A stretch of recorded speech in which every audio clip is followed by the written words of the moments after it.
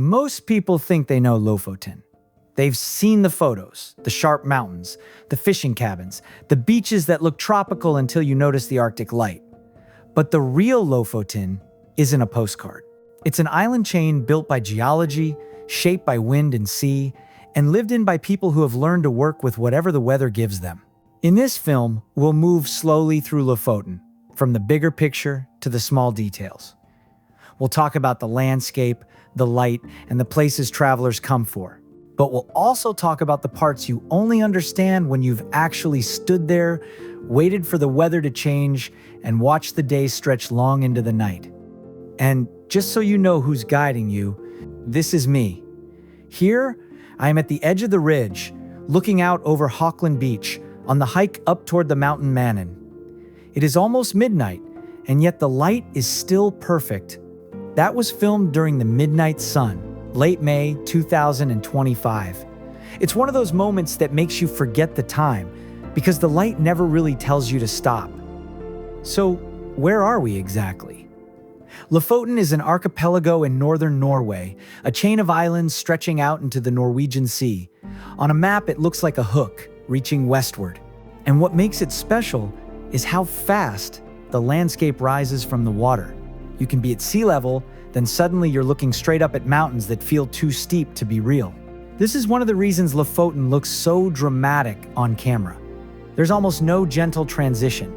It goes from ocean to cliff to peak in a matter of minutes. A small fun fact that explains a lot: the ocean gets deep very quickly here. There's a lot of open sea feeling close to shore, and you notice it in the weather, the wind, and the way waves hit the coastline. It also explains why the light feels so clean and open. Nothing blocks it for long. The sky can change fast, and the clouds often move like they're in a hurry. If you're planning a trip, this is the first thing to remember. In Lofoten, weather is not background. It's part of the experience. Bring clothes for all weather types. When people say Lofoten is far north, they're right, but the climate can still surprise you. It's far from tropical, of course, but it's often milder than visitors expect for this latitude, especially near the sea. Norway also get heat transported north with the Gulf Stream current. That combination Arctic location with ocean influence is part of what gives Lofoten its character. Cold light, salty air, and a landscape that always feels awake. And as we go through this film, you'll see how that same mix shapes everything. Fishing villages, roads, bridges, beaches, hikes, and the way locals plan their day around the wind. In the next chapter, we'll talk about the thing everyone notices first: the light. Midnight sun, long evenings, and why time feels different up here. But for now, just keep this in mind as we start. Lofoten isn't one place. It's a chain of small worlds connected by one road, surrounded by sea, and held together by weather, work, and the rhythm of the seasons. If you drive along Road E10 from Moskenes straight to Bjørkvik, it will probably take you 6 hours, or 9 hours from Moskenes to Andenes in the northern part of Lofoten. If you want to see all of what Lofoten has to offer, you would need at least 3 to 4 days for a quick look. Better spend a week to have some quiet mornings, trips, stand on a few of the mountain peaks, and enjoy your stay without rushing it. Chapter 2: Light that never behaves. If there's one thing people underestimate before coming to Lofoten, it's the light. Not just how beautiful it is, but how strange it feels. Up here, light doesn't always follow the rules most of us are used to. In summer, the sun barely leaves the sky. It moves sideways, low and slow, casting long shadows that stretch across beaches and mountains for hours. You don't get a clear signal that the day is over, and that changes how you experience time. During the midnight sun season, evenings don't really end. You might go for a hike late at night, cook dinner at what feels like midnight, or sit by the water far longer than planned. The light stays soft, almost tired looking, like it refuses to turn harsh. This is one of the reasons people fall in love with Lofoten so quickly. You feel like you're allowed to stay outside longer, to move slower, to not rush back indoors. Then winter comes, and everything flips. The sun disappears below the horizon, and for weeks it never fully returns. Instead, you get long blue hours, pale light in the middle of the day, and darkness that feels calm rather than dramatic. Locals plan around it. Candles come out. Coffee lasts longer. People still go outside, still work, still move through the landscape, just at a different pace. What makes this even more intense is how fast the weather changes. Clouds roll in from the sea, break apart, and disappear again. One minute the mountains are hidden, the next they're fully revealed. This constant movement creates light that photographers and filmmakers love, but it also means you learn patience. Sometimes the best thing you can do in Lofoten is wait. Wait for the cloud to lift, for the wind to settle, for the light to line up with the landscape. For travelers, this is an important thing to understand. Lofoten doesn't reward tight schedules.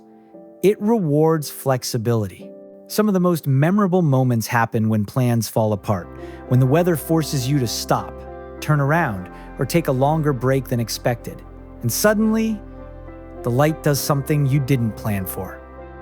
This unpredictable light is also why Lofoten looks so different from one hour to the next. A beach can feel wild and dramatic in the morning, then calm and almost gentle by evening. The same mountain can look sharp and intimidating, then soft and welcoming just a few minutes later. As we move on through this film, you'll see how that light shapes everything else here. The villages, the roads, the work, and the way people live with the landscape instead of trying to control it. 3. The sea that built everything. Long before Lofoten became a destination, it was a workplace. Everything here starts with the sea. For centuries, people came for the fish, especially the cod that migrates south every winter. This fish has a name you'll hear often, skrei. It travels hundreds of kilometers from the Barents Sea to spawn along the Lofoten coast, arriving almost on schedule year after year. When the skrei arrived, life here revolved around it. Fishing wasn't a side activity.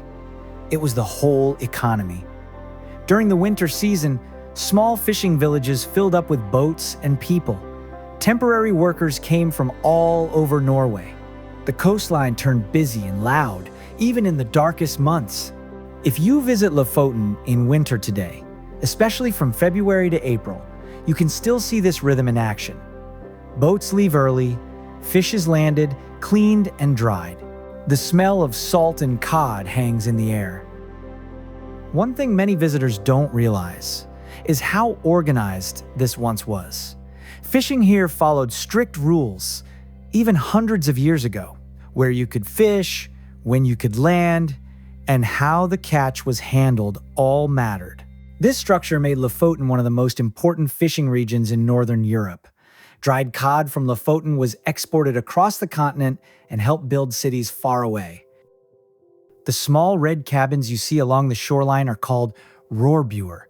Today, they're popular places to stay, but originally they were simple housing for fishermen during the season. No luxury, just shelter, warmth, and a place to rest before heading back out to sea. Many of these cabins are still in use, both as accommodation and as a reminder that tourism here grew out of work, not the other way around. Fishing is still a real profession in Lofoten.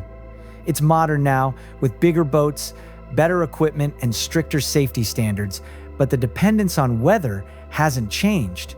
Locals read the wind, the swell, and the sky before deciding when to go out. For visitors, this is important to understand.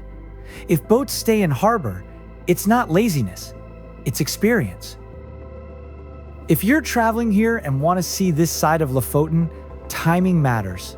Winter and early spring show the fishing culture at its strongest. Summer is quieter, calmer, and more open, with many fishermen shifting to other work or combining fishing with tourism. Both seasons are real, Lofoten, just different chapters of the same story. As we move on to towns and villages, keep this in mind. The roads, the houses, the harbors, and even the daily routines are shaped by fishing. Lofoten didn't grow outward from cities. It grew inward from the sea.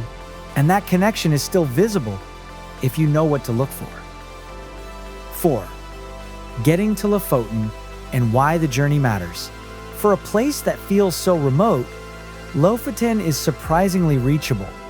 But how you arrive changes how you experience it. Some people fly in, step out into sharp air and clean light, and feel like they've landed in another world. Others arrive by road, after hours of driving along the coast, crossing bridges and passing fjords. And by the time they reach the islands, they already feel the scale of the north in their body. You can also arrive by ferry, for example, by ferry to Moskenes. A lot of visitors start in Svolvaer.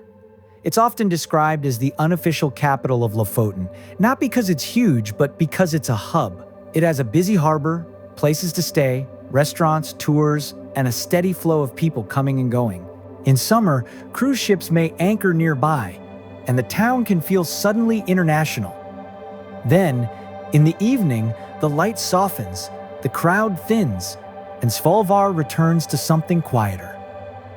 If you're flying, you'll notice something very northern Norway right away: the aircraft. Many travelers arrive on small, wide-row propeller planes, often connecting through Bodo. It's practical aviation, built for short distances and changing weather. The flights are short, sometimes just a hop, but you get views that feel like a travel film by themselves. Islands scattered in the sea, mountain ridges, and fjords cutting into the land. If you like window seats, this is one of those routes where it actually matters. And here's a travel tip that saves people frustration. Plan with margins. Weather can and will affect transport in Lofoten. Wind, low clouds, and fast-changing conditions can delay flights and slow road travel. It doesn't happen every day, but it happens often enough that it should shape your planning. If you have one day in Lofoten and you've scheduled every hour, you're setting yourself up for stress. If you have flexibility, the same weather becomes part of the story. The main road through Lofoten is the E10. It's the spine of the islands, connecting small communities from east to west. On a map, distances look short. In real life, the road is narrow in many places, speed limits are low, and you will stop constantly. Not because you have to, but because you want to.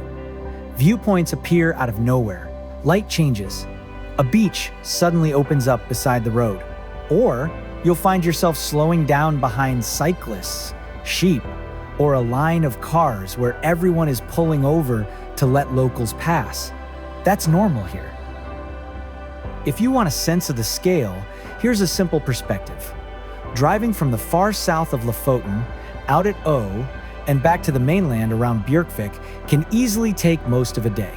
And if you're the kind of traveler who wants to take detours, stop at beaches, walk out to viewpoints, and explore side roads, you can stretch that same distance into something much bigger. Lofoten isn't large on a map, but it unfolds slowly when you travel it properly. Svolvaer also gives you access to one of Lofoten's most iconic shapes, Svolvaer. Even if you're not climbing it, the rock formation is a landmark, and it hints at what makes these islands special. The landscape is steep, sharp, and close. In Lofoten, you don't just look at mountains, you live beside them, drive under them, and watch the weather hit them first.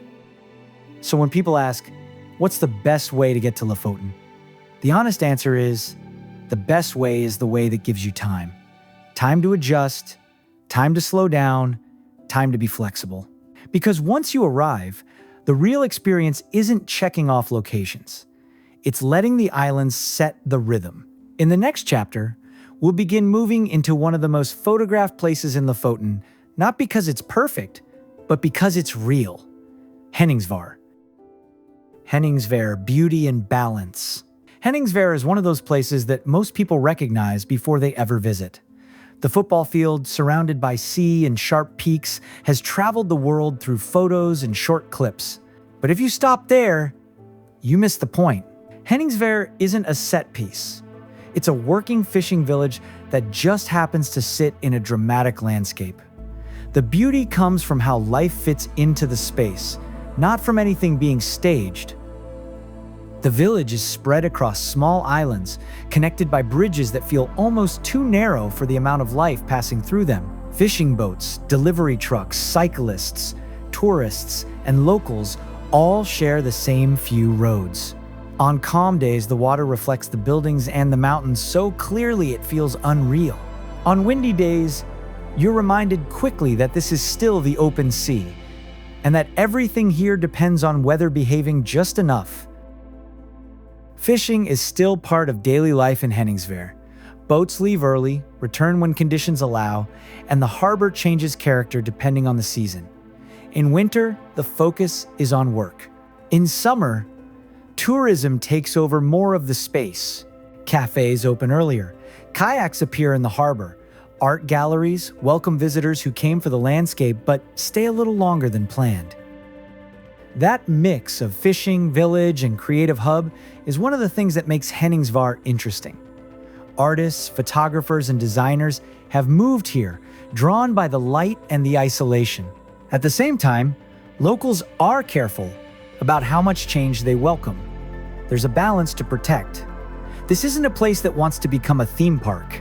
It wants to remain functional, even if that means saying no sometimes. For travelers, Henningsvaer is a good place to slow down. Park the car, walk across the bridges, and notice the details. Nets drying on racks, coffee cups steaming in the wind, people greeting each other because they actually know one another. If you're lucky, you'll hear seabirds echo between the buildings and feel how close the sea really is. One thing worth knowing before you visit: space is limited. Roads are narrow, parking is tight, and summer crowds can make the village feel full very quickly. The best moments often happen early in the morning or later in the evening, when day visitors have moved on and the village settles back into itself. The famous football field is still worth seeing, but not because it's famous. It's worth seeing because it says something simple and honest about this place. When land is scarce, you use what you have, you adapt, and you keep living your life between the mountains and the sea, even when the world is watching. Henningsvaer shows how Lofoten works at its best. A place that attracts attention without losing its purpose. A village that balances work, visitors, and everyday life. As we move west, the landscape becomes even sharper, and the villages even smaller. In the next chapter, we'll arrive at one of the most photographed places in the entire archipelago, Reine. Reine, the icon and the reality. Reine is one of those places that feels familiar before you arrive. You've probably seen it on postcards, calendars, and travel articles. Red rorbuer along the water, sharp peaks rising straight up behind them, and a narrow road threading everything together. It's often described as one of the most beautiful villages in the world. And visually, that's hard to argue with. But Reine is more than a view. It's a real place that has to function every single day. The village itself is small, much smaller than most people expect. There are only a handful of permanent residents, and space is extremely limited. The mountains press in from all sides, the sea takes the rest, and what remains has been carefully used for generations. Houses, docks, roads, and fishing facilities all compete for the same narrow strips of land. Nothing here is accidental. Like many places in Lofoten, Reine grew out of fishing. The harbor offered shelter, and the surrounding waters provided work. The rorbuer you see today were originally built for fishermen during the seasonal cod fisheries. They weren't designed for comfort or views, but for proximity to boats and drying racks. Over time, many of them have been adapted for visitors, but the structure of the village still reflects its working past. Tourism changed Reine quickly. As images spread online, visitor numbers grew faster than infrastructure could follow. Narrow roads became crowded. Parking became scarce. Quiet corners turned busy during peak season. This is not unique to Reine, but here the effects are especially visible because the village is so compact. There's simply nowhere to hide the pressure. For travelers, this is important to understand. Reine isn't designed for large crowds moving through at the same time. If you visit in summer, especially midday, the village can feel full. Early mornings and late evenings are different. The light softens, people leave, and Reine feels closer to itself again. If you're staying nearby, those quieter hours often become the most memorable. Reine is also the gateway to some of the most dramatic landscapes in Lofoten. Mountains rise almost vertically from the shoreline, creating views that feel exaggerated, even in real life. From the water, the village looks fragile, almost temporary, balanced between rock and sea. It's a reminder of how closely life here is tied to the landscape and how little room there is for mistakes. Despite the attention, Reine is not trying to impress anyone. It doesn't expand, it doesn't smooth out its edges, it remains narrow, steep, and sometimes inconvenient. That's part of its honesty. What you see is what it is, a fishing village that became famous without ever fully changing its role. In the next chapter, we'll climb above Reine to a viewpoint that changed how the world looks at Lofoten, a mountain that offers one of the most photographed views in the north and a clear example of how popularity can reshape a place, Reinebringen. Reinebringen, the view that changed everything. Reinebringen is the mountain that turned Lofoten into a global image. The view from the top is instantly recognizable.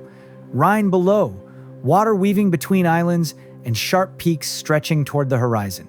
For many travelers, this is the reason they come. One photo, one angle, and suddenly the entire archipelago feels within reach. But it wasn't always like this. For a long time, Reinebringen was just another steep mountain above a small fishing village. Locals knew the route. A few hikers found their way up. There was no staircase, no signs, no crowds. The mountain existed quietly, like most of Lofoten does when no one is looking.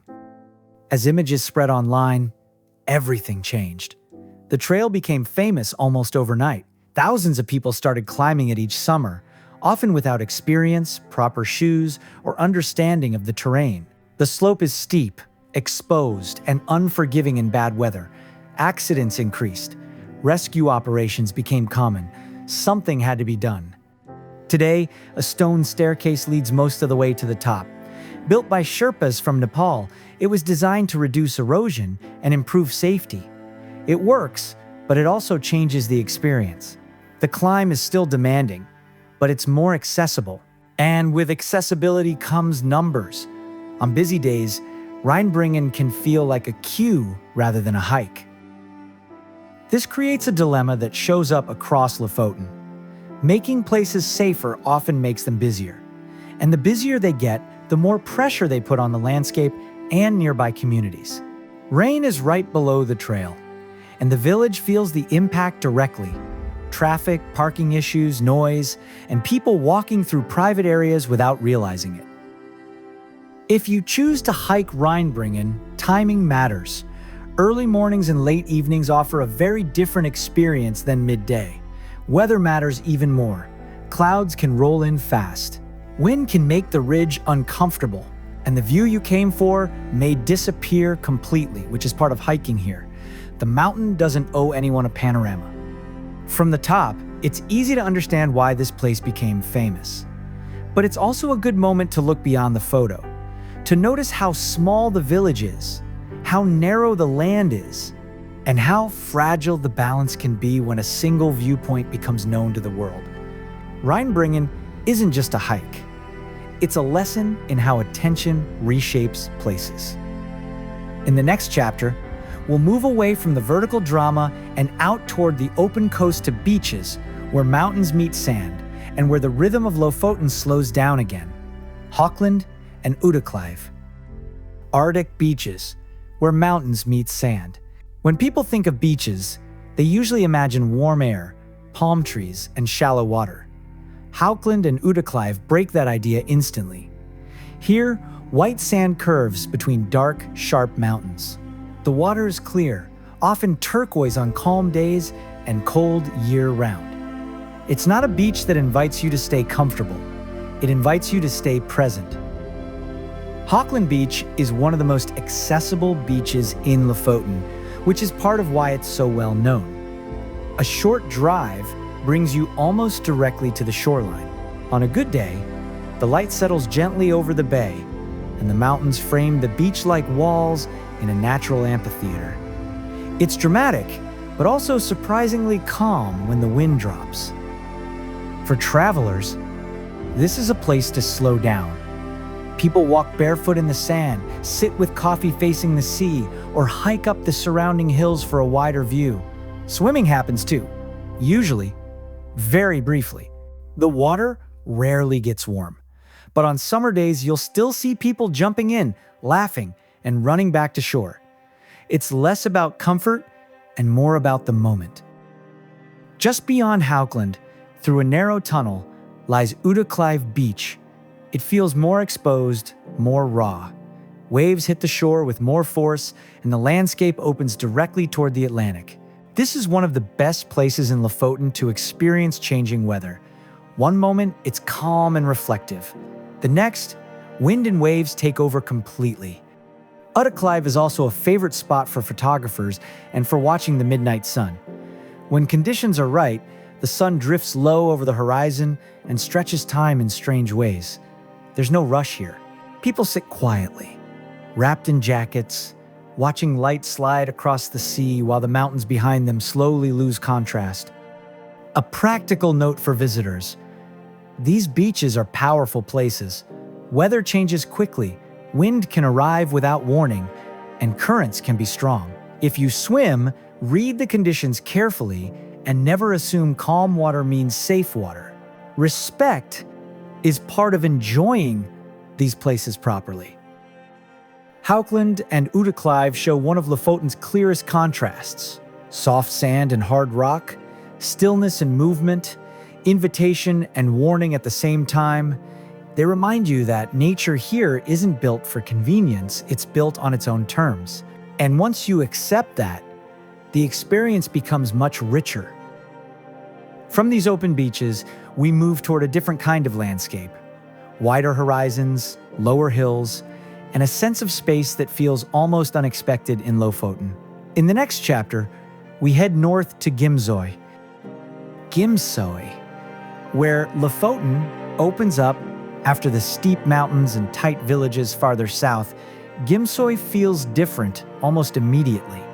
The landscape opens up, the mountains step back, the horizon grows wider, wind moves more freely here, and the sky feels bigger. It's still unmistakably Lofoten, but with a softer grip. Gimsoy is often passed without much thought, but it rewards those who stop. This is where Lofoten breathes. Open fields stretch toward the sea, and the land feels shaped more by wind and water than by cliffs. On clear days, the surrounding islands frame the horizon in every direction, reminding you that you're still standing in the middle of an archipelago. One of the defining features here is the water moving through the landscape. Gimsoyströmmen, the tidal current running through the narrow channel, changes character constantly. Depending on the tide, it can be calm and reflective, or fast and restless. It's a reminder that even when the land looks gentle, the forces shaping it are anything but small. Crossing Gimsoy Bridge is a moment many people remember. It's a simple structure, but the view from the top stretches far across low islands, open sea, and distant peaks. Wind is almost always present. On some days, it pushes against the car. On others, it simply hums around you, carrying salt and sound. Gimsoy is also home to Lofoten Links Golf, one of the northernmost links courses in the world. It sits right by the sea, exposed to weather from every direction. Playing here is less about perfect conditions and more about adapting, reading wind, light, and ground. Even if you don't play golf, the setting itself tells a story about how people here work with the landscape instead of trying to tame it. Hav Beach ties it all together. Long, open, and facing straight into the Atlantic, it feels different from the enclosed bays elsewhere in Lofoten. This is where storms arrive first, where sunsets stretch long, and where the sky often does most of the talking. Walk here long enough and you start to feel the rhythm of the islands rather than just see it. For travelers, Gimsoy offers something valuable: space. Fewer crowds, fewer expectations, more room to move at your own pace. It's the kind of place where you stop not because something tells you to, but because it simply feels right to pause. From here, the journey continues west. The landscape sharpens again, villages become smaller, and the road narrows toward the outer edge of the archipelago. In the next chapter, we head deeper into the postcard imagery to Ramberg, Flakstad, and the beaches that define the west side of Lofoten. The west coast, wind, light, and everyday life. As you move west through Lofoten, the character of the landscape changes again. The mountains are still there, but the coast opens up. The sea feels closer, rougher, more direct. This is the side of the islands that faces the Atlantic, and it shows. Weather arrives faster here. Wind has more space to move. And light behaves differently, often sharper, sometimes harsher, always honest. Ramberg Beach is often one of the first places people stop. It's wide, open, and easy to access, with a long stretch of sand that invites slow walks rather than dramatic hikes. On calm days, the beach feels almost gentle. On windy days, the sea reminds you quickly that this is not a place designed for comfort. Both versions are part of its charm. Flakstad sits nearby, quieter, and more spread out. The village doesn't announce itself. It simply exists, rooted in fishing, farming, and everyday routines. This is a good place to notice how people actually live in Lofoten, away from the most photographed views. Houses sit low against the landscape. Boats rest in sheltered water. Life moves at a pace set more by weather than by schedules. Flakstad Church stands out, not because it dominates the landscape, but because it has endured within it. Built in the 18th century, it has seen storms, seasons, and generations pass by. Churches like this weren't just places of worship. They were gathering points, landmarks, and symbols of continuity in a landscape that can feel unpredictable. For travelers, the West Coast offers something subtle. Fewer obvious attractions, fewer signposted stops, and more space to simply be present. Pulling over by the roadside, watching waves break, or sitting in a car while rain moves across the sea can become moments you remember long after the trip ends. Fishing remains part of the economy here, even if it's less visible than it once was. Drying racks still stand near the shore, boats still head out when conditions allow. The difference is that fewer people are involved, and the work has become quieter, more efficient, and less visible to those passing through. This side of Lofoten rewards patience. The best moments don't always arrive on schedule. Sometimes the clouds lift slowly. Sometimes the light never quite comes. And sometimes, just as you're about to leave, the landscape opens up and gives you something unexpected. As the road continues west, the villages grow smaller and the sense of edge becomes stronger. You start to feel that you're approaching the end of something. In the next chapter, we'll reach places that truly sit at the outer margin of the islands: Moskenes, Hamnoy, and the edge of Lofoten itself. Moskenes and Hamnoy, at the edge of the islands. As you approach Moskenes, the road begins to feel final. The mountains lean closer to the sea, the villages become smaller, and the sense of distance grows stronger. This is where Lofoten starts to feel like an edge rather than a destination. Not a dramatic edge, but a quiet one. A place where land slowly gives way to open water.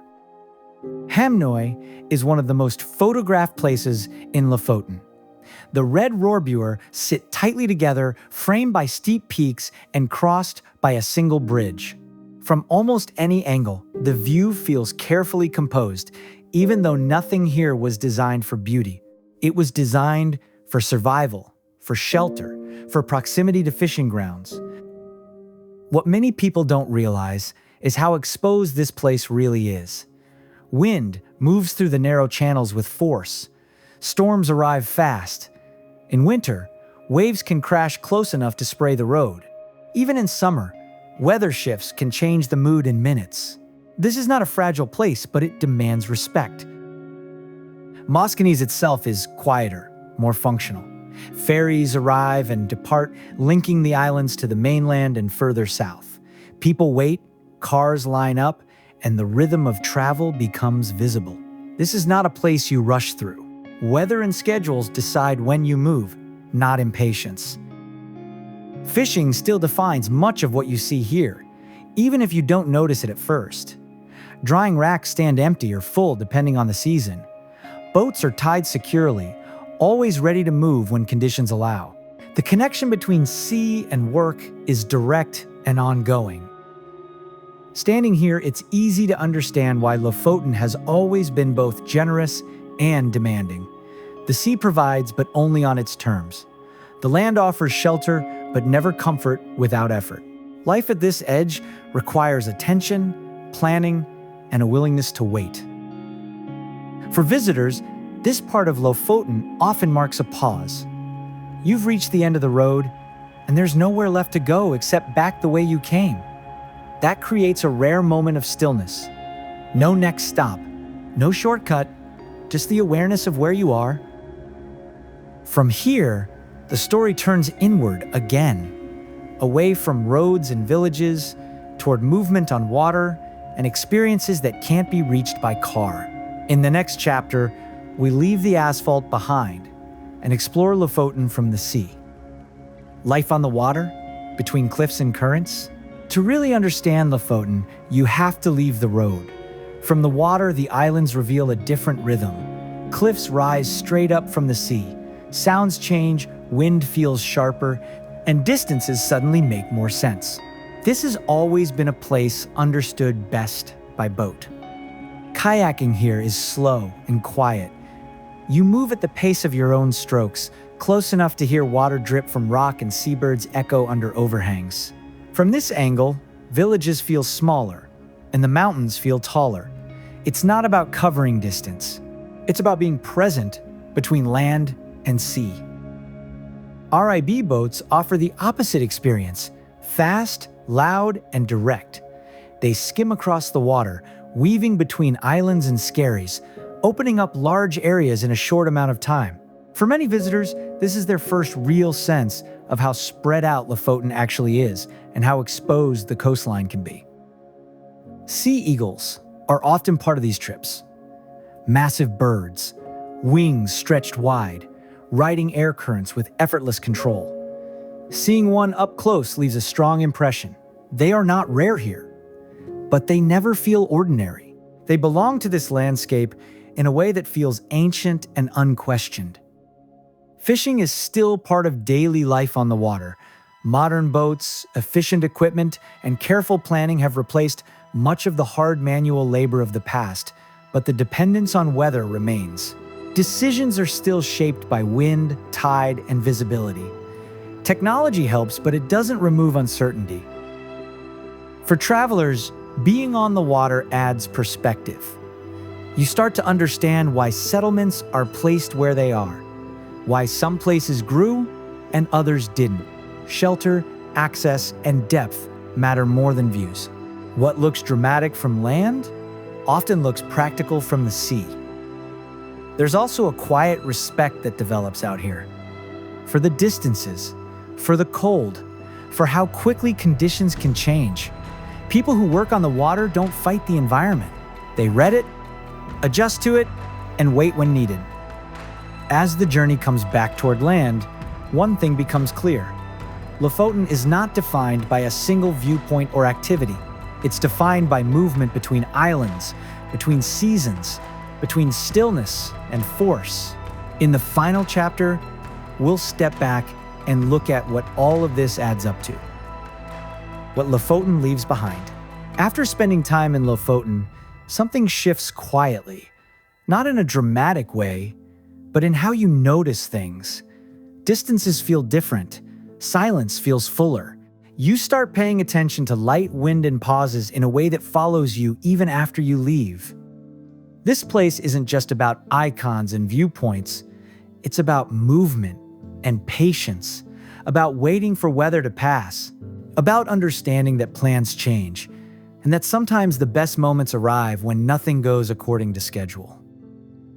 Lofoten doesn't try to impress you.